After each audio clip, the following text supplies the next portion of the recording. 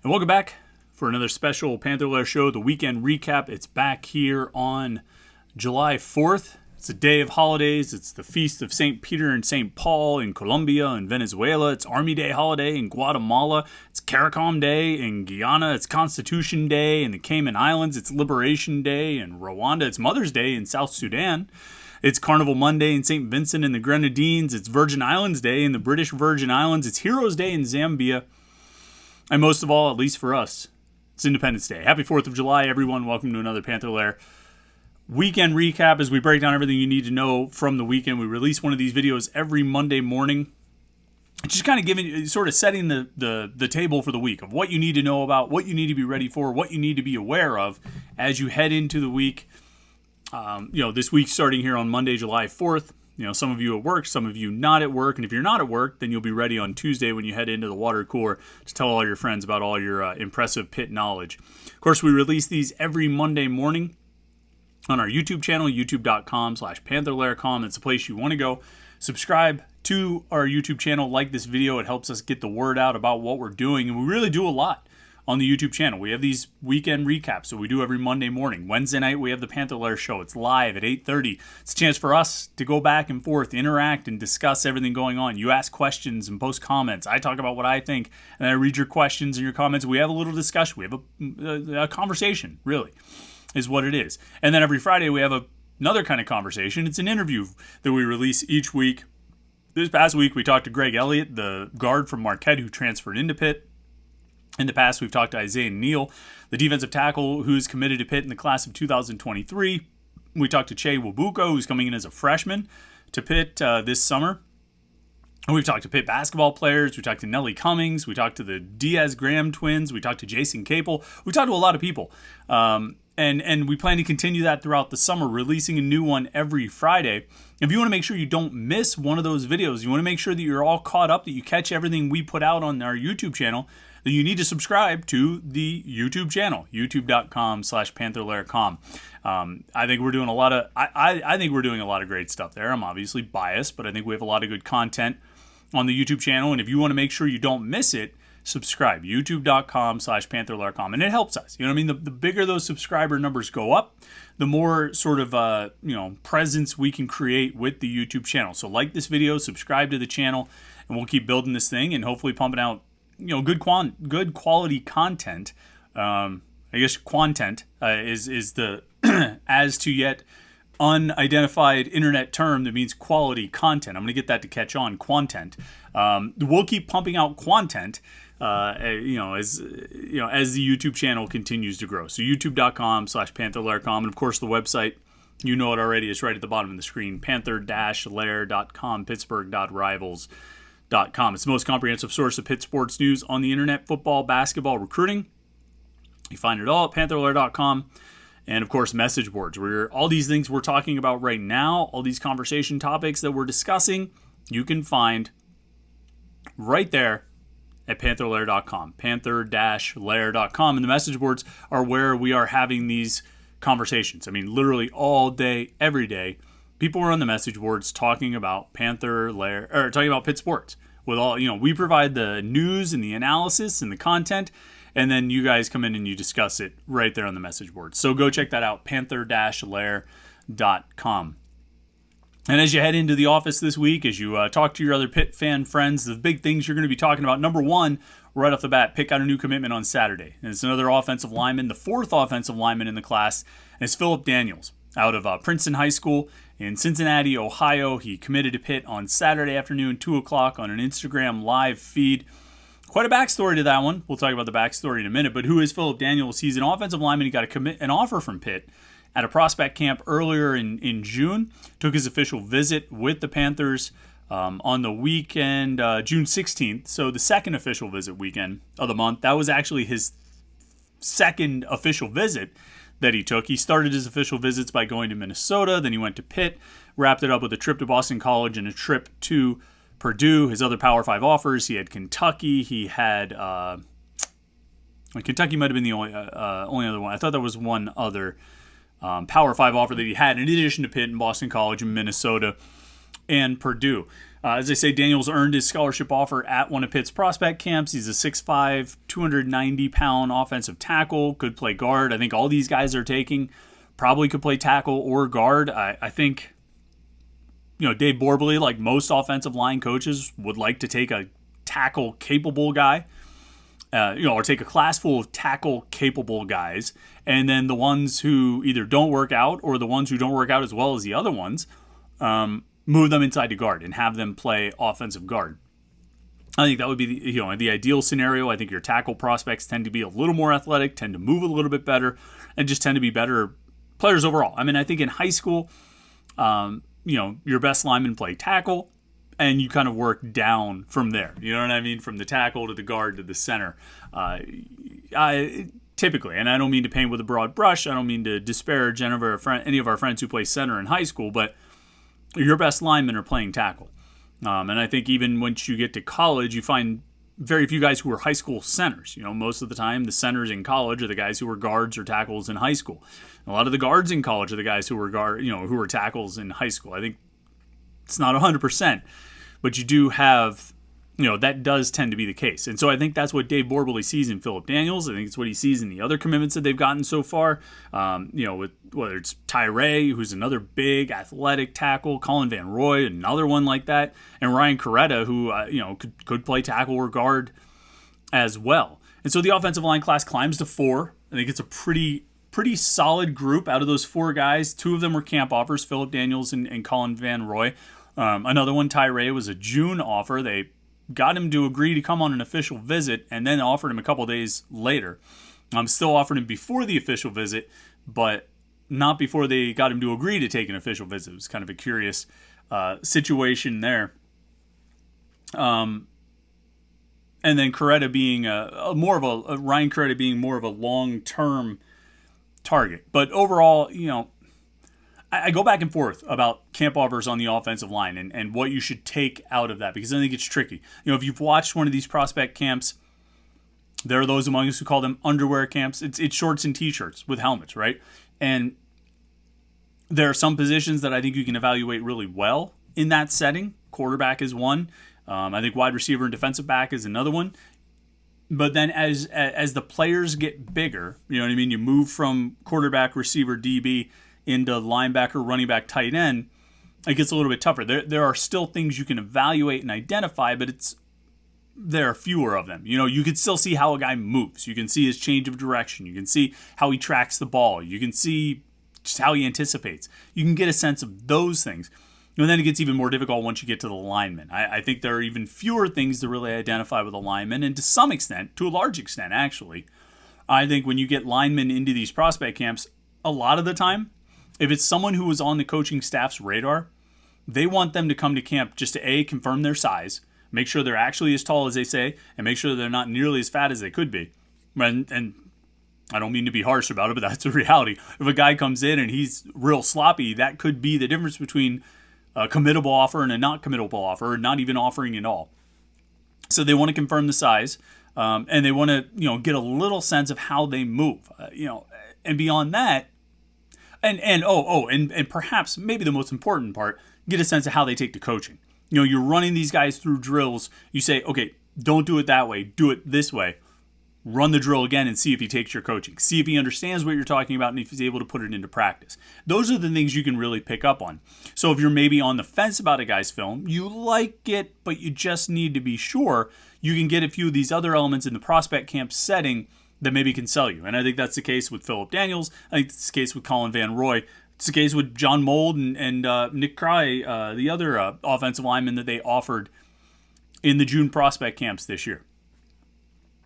And so, like I say, I think these guys did well enough in camp to impress Dave Borbley and make themselves worthy of a scholarship offer. Earned the scholarship offer. But you also have to wonder how they're going to develop. I don't want to say that they're lightly recruited offensive line prospects, but to some extent their offer sheets kind of are. Now, if the coaches saw them in person, they worked them out, they like the film enough, they're convinced, okay, it's their jobs. Like they're staking their jobs on the players, all the players, not just the offensive linemen. They're staking their jobs on the players they take. They like these guys enough to take them. Great. They got 4 that they wanted. Now, number 2, Pitt has 4 offensive linemen committed, like I said. So the question is, could they take 5?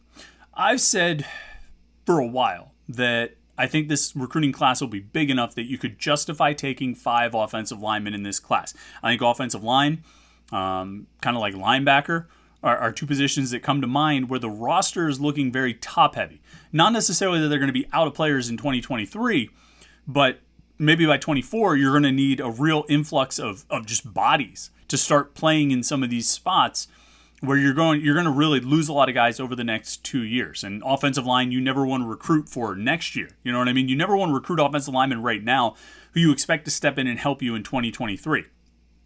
Running back, you can maybe do that. Receiver, you can maybe do that.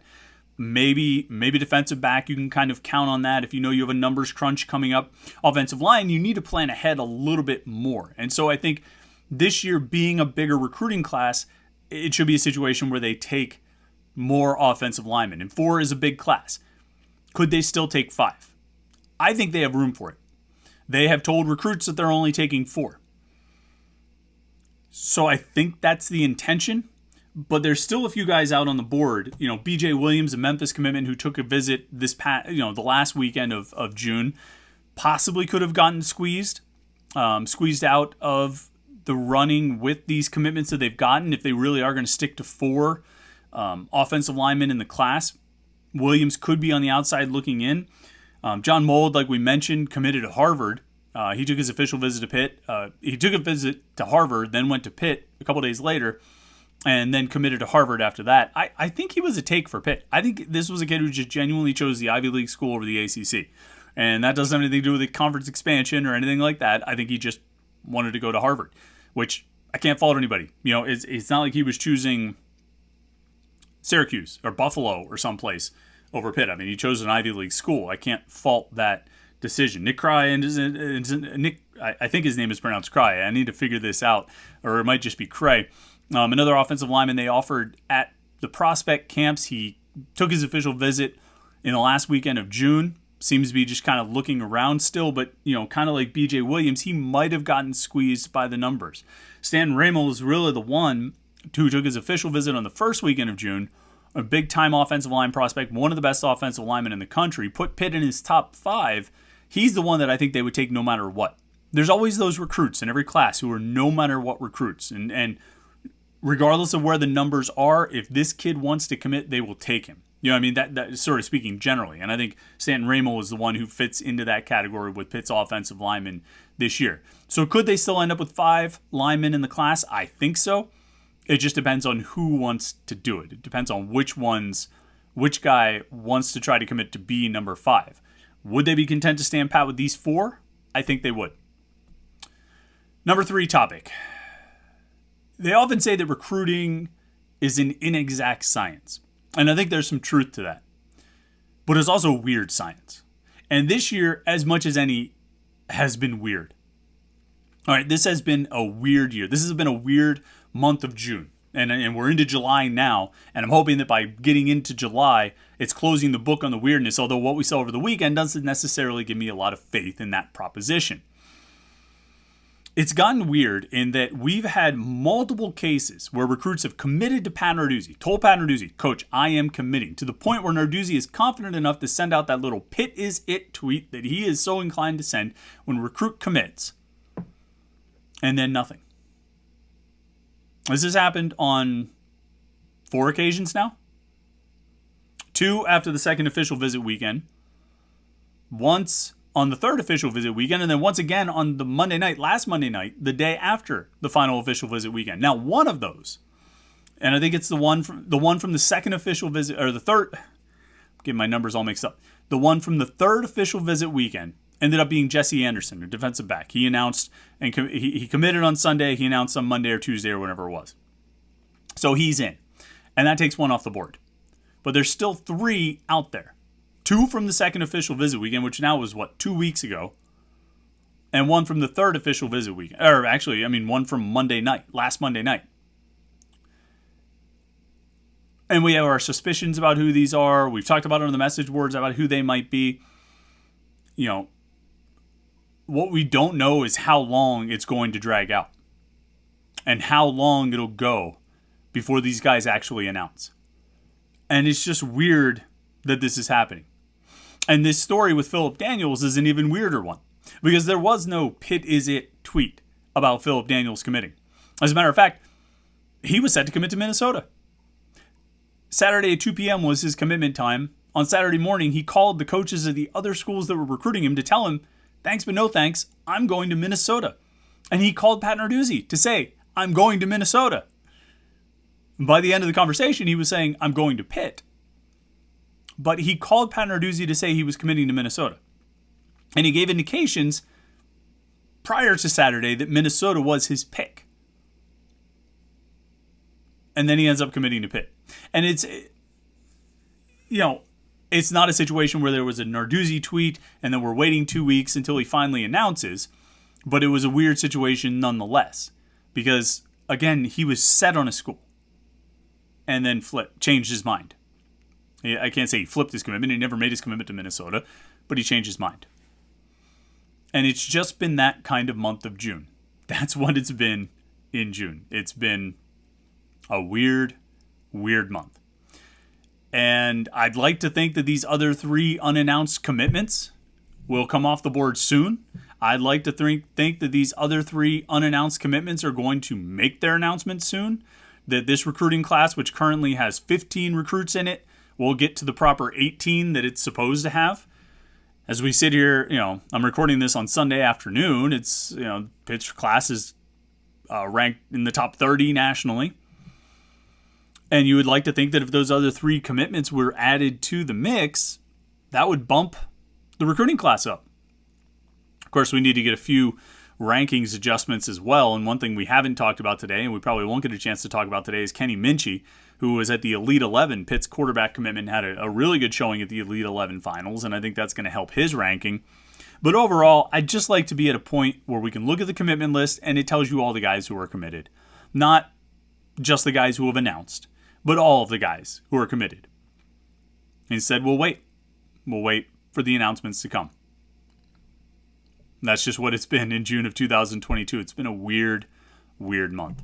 All right, number 4, we're going to look into the future. And it's funny, there are 2 sections of looking into the future here because one was earlier in the week, and it certainly generated a lot of conversation and discussion.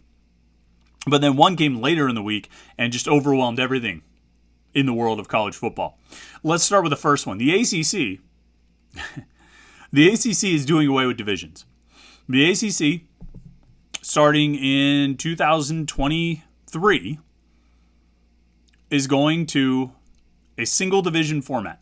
No more Atlantic and Coastal. It'll be a single division format. And they'll play on a 3-5-5 schedule rotation where you have 3 annual opponents you face every year. And then you rotate through the other 10 teams in the conference 5 each year. What it ends up being is you face everyone in the league at least twice over every 4-year cycle. And, for the teams other than your permanent annual opponents, you'll play them once home and once away over each of those 4 years. So anybody who goes to college for 4 years is going to see every team in the conference home and away, which has not been the case. Pitt joined the ACC in 2013. They've never played a home game against Wake Forest, and they've never played a road game at NC State. They will not play a home game against Wake Forest until 2025. They will not play a road game at NC State as an ACC member until 2026. You're talking about 14 years from the time they join the league until the time they finally play a road game at NC State as a conference member. It's a ridiculous schedule setup. It's what they went with at the beginning, where you played your division, you played one permanent crossover, and you played one other team from the other division. That's why it takes so long to cycle through. They wanted to avoid that. Now, this is the reasoning on the surface, that they wanted to avoid having, they wanted to facilitate seeing all the teams in the league more frequently. You're in the same conference, you should play each other. You should see everybody. You should play everywhere and get an opportunity to do so. And that's kind of the stated main reason. I still think, and I think most people would probably agree, that the underlying motivation, which has been talked about for years, is a desire, for lack of a better way of putting it, to get the Coastal champ out. There's still this imaginary thought, this fantasy land of the ACC where Clemson and Florida State rule the roost, and occasionally Miami, and, fingers crossed in the triangle, North Carolina, occasionally pop in there and can compete for the conference championship. But really, they want it to be Clemson and Florida State. That's the goal, is to have Clemson and Florida State play for the ACC title every year, just like the wet dream of 2020 when Clemson and Notre Dame played for the championship. They went to a single division format, and, thank the Catholic heavens, Notre Dame and Clemson got to play for the conference title. This is what we want. And we need to get that underachieving Coastal champ out of here. I mean, never mind the fact that since the conference expanded in 2013, there's only been 2 instances where the conference championship game participants from a single division format would have been different than they ended up being from the 2 division format. By which I mean the Coastal champ had one of the 2 best records in the conference, all but 2 of the last however many seasons since 2013. Like the 2 times Pitt won the Coastal, when they went 6-2 in 2018 and 7-1 this past season, they would have made the ACC championship game in 2018 with a 6-2 record, whether it was a single division or 2 divisions. I think they would have had a tiebreaker against like Syracuse or somebody, and they would have won the tiebreaker because they beat Syracuse head to head. And obviously last year when they went 7-1, they clearly would have made the ACC championship game. This has not been an issue. The issue is that Florida State has sucked. Since they haven't had Jameis Winston, they haven't been very good. And they haven't been good enough to compete for that spot. It's not like they've gone 7-1 every year and the only loss has been Clemson, and they've been, and they've had to sit home while a 5-3 Coastal team goes to Charlotte. That hasn't been the case. That's the great fear of the football powers in the ACC, but because Florida State has been garbage, that hasn't been the case. But they want to avoid that. On the off chance that Florida State ever gets its act together and starts, succeeding like a big-time program again. So they're going to go to single division format. Overall, I like seeing more teams. I like seeing new venues. I like having, for Pitt's schedule, and, I like being able to see them go from place to place. I do think that there were interesting rivalries that developed with year-to-year games against Virginia Tech and Georgia Tech and Virginia and North Carolina and Duke and Miami, as well as Syracuse. Pitt's going to maintain that with Syracuse and Virginia Tech, and they're going to add Boston College as their 3rd annual permanent opponent. And then they'll rotate through the rest of the league. They released the schedule arrangements through for these first 5 seasons of, or for the next 5 seasons, I guess the first 4-year cycle of 2023 through 2026. And I mean, some look tougher than others. It's hard to guess about what teams are going to be. In 2000, I'm looking at 25 here. They get Clemson at home. They have to go to Florida State and go to Louisville. Who knows? Who knows what those teams are going to be in 2025? Same thing in 2026. They get Clemson on the road. So they get Clemson back-to-back there. And they get Miami at home, and they get NC State on the road. But who knows? Who knows how those teams are going to be? Clemson was not the most feared opponent in 2013 when the conference expanded. Now it is. But if they have a couple more years like last year, they're not going to be. So it's tough to get too worked up about what those schedules look like down the road. Overall, I'll miss the rivalries in the Coastal Division. I'll miss the annual matchups with those Coastal teams. But I look forward to seeing all the teams in the conference way more frequently and in different venues than we've seen, since 2013, over the last 9 seasons. It feels like a whole part of the conference operates away from you. You know what I mean? You don't really know much about what Florida State's up to, or what Boston College is up to, or what NC State is up to, or what Wake Forest or Louisville are up to. You know about Syracuse because you play them every year. You know about Clemson because everybody pays attention to Clemson. But the other 5 teams in the Atlantic don't really have much knowledge of them. Don't really care about them very much. And part of that is you're not competing with them for a spot. You're not gonna miss your spot in the conference championship game because of what an Atlantic team does. Now you're going to pay a little more attention to the rest of the league. So overall, I like it. We'll see how it looks in practice after 5 years.